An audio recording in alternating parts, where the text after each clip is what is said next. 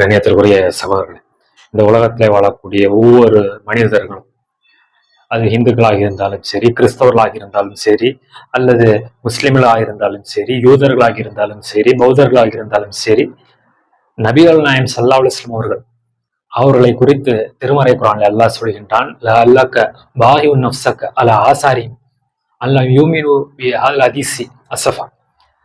இச்செய்தியை அவர்கள் ஏற்றுக்கொள்ளவில்லை என்ற காரணத்திற்காக கவலைப்பட்டு உங்களை நீங்களே அழித்துக் கொள்வீர் போல் அப்படின்னு நல்லா சொல்றான். அப்ப என்ன செய்தி? இந்த உலகத்தை எல்லாம் படைத்த அந்த ஒரு இறைவனை நீங்கள் வணங்குங்கள் என்று ஒட்டுமொத்த உலக சமுதாயத்திற்கும், எந்த இறைவன் நம்ம எல்லாத்தையும் படைத்தானோ அந்த இறைவனை மட்டும் நீங்க வணங்குங்க, அவனுக்கு நீங்கள் இணை கற்பித்து நரகவாதியாக ஆகிவிடாதீர்கள் என்று இந்த உலகத்திலே வாழக்கூடிய எல்லா ஆண்களுக்கும் பெண்களுக்குமாக நபிகள் நாயகம் ஸல்லல்லாஹு அலைஹி வஸல்லம் அவர்கள் கவலைப்பட்டு, எந்த அளவுக்கு கவலைப்படுறாங்க நமக்காக.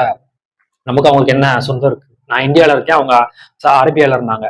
ஆனால் நமக்காக ஏன் கவலைப்பட்டாங்க? அல்லாஹ் சொல்றான், அவங்க இந்த மார்க்கத்தை ஏற்றுக்கொள்ளவில்லை, அவர்கள் அந்த ஒரு இறைவனை நம்பவில்லை என்ற காரணத்திற்காக கவலைப்பட்டு நீங்கள் உங்களை அழித்துக் கொள்வீங்க போல அப்படின்னு அல்லாஹ் சொல்றான். அப்பேற்பட்ட ஒரு பெரும் கருணை கொண்டவர்களாக இறை தூதர் நபிகள் நாயகம் ஸல்லல்லாஹு அலைஹி வஸல்லம் அவர்கள் இருந்திருக்கிறார்கள்.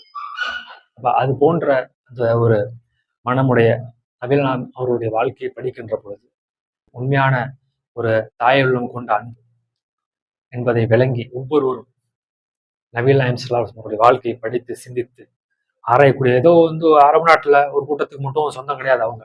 நம்ம எல்லாருக்கும் சொந்தக்காரர் நபிகள் நாயகம் ஸல்லல்லாஹு அலைஹி வஸல்லம் அவர்கள். ஏன் நமக்காக கவலைப்பட்டாங்க, அழுதுருக்கிறாங்க. இந்த மக்கள் இறைவனை வணங்க வேண்டும், படைத்தவனை விட்டுவிட்டு படைப்புகளை வணங்கக்கூடாதுன்றதுக்காக கவலைன்னு சாதாரண கவலை கிடையாது.